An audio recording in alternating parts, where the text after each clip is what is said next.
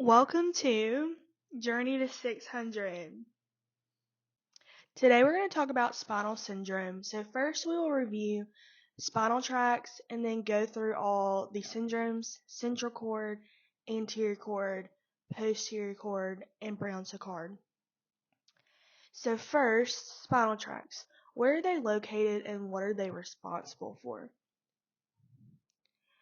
The DCML is in the dorsal column, and it's also called dorsal column medial lemniscus system.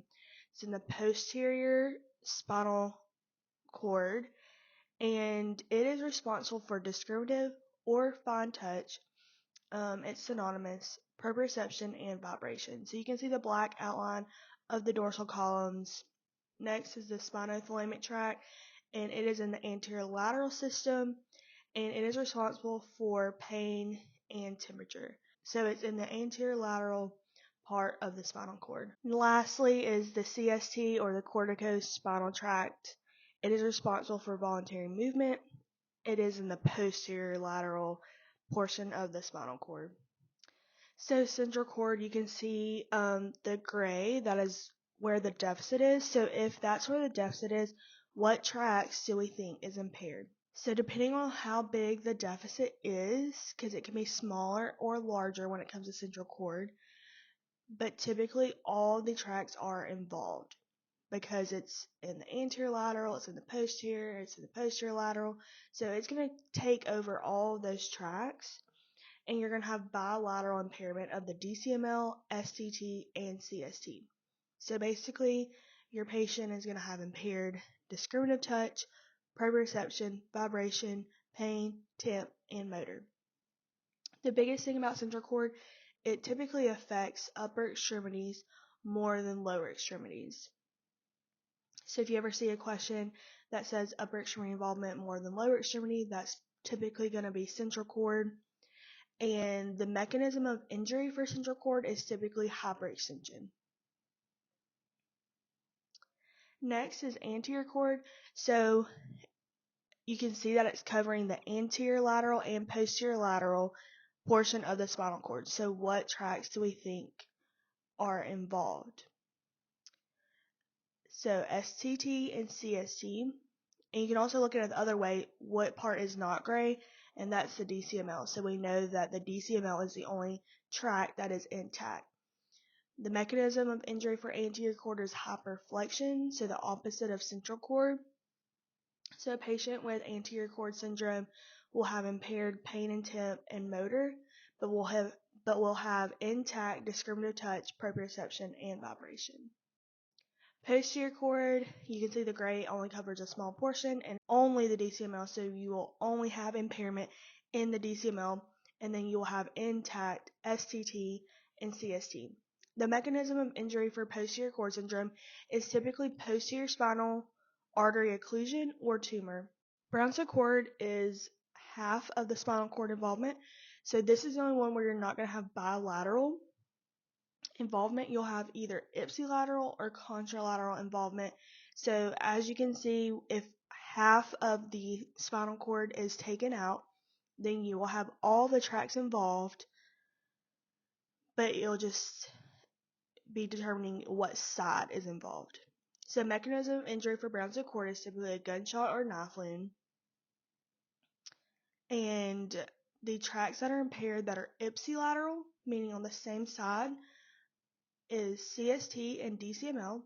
So if it's the right side of the spinal cord, you'll have right loss of motor, right loss of discriminative touch, proprioception, and vibration. And then you'll have left impairment of pain and temp. So SCT is contralateral to the side of impairment. So that one is the most tricky.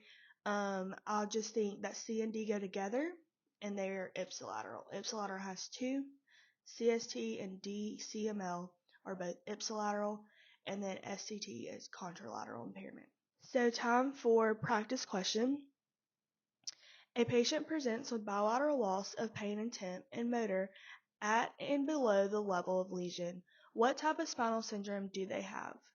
I'll give you a moment to look this over.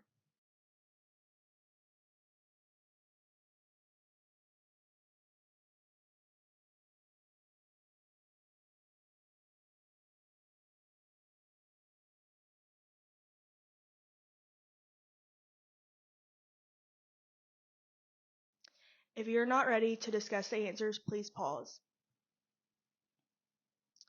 So looking through the answers, you have right branchial cord, left branchial cord, central cord, and anterior cord. So it says bilateral loss of pain and temp.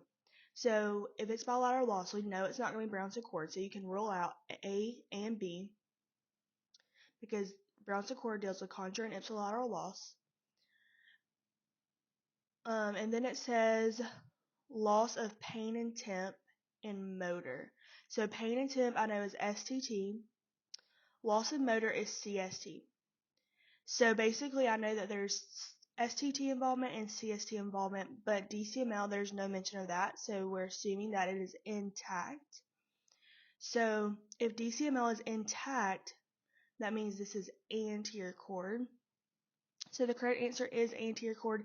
Central cord has involvement of all the motor tracts, so it's not central cord.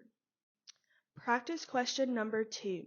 A patient presents with left-sided loss of pain and temp at and below the level of the lesion and right-sided loss of touch, proprioception, vibration, and motor. What type of spinal syndrome do they have? A. Right branchial cord. B. Left branchial cord. C. Central cord. D. Anterior cord.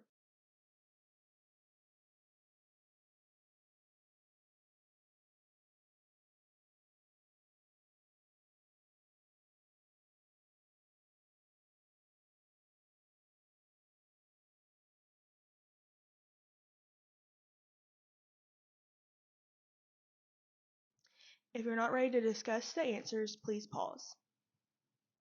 Okay, left-sided loss of pain and temp. So that is left, and it is talking about the STT. Pain and temp is STT. And then right-sided loss of touch, proprioception, vibration, and motor. So right-sided loss of DCML and CST.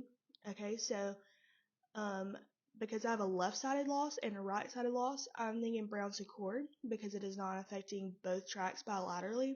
So rule out C and D. And now we have to recall which one is ipsi and which one is contra. So STT is contralateral. So if I have left STT involvement, that means I will have right branchial cord. And then DCML and CST are ipsilateral. So that makes sense that right-sided of DCML and CST will lead to a right branchial cord. So A is the correct answer, right branchial cord. Thanks so much for watching. Don't forget to like this video, subscribe to our channel, and turn on notifications. See you next time on your journey to 600.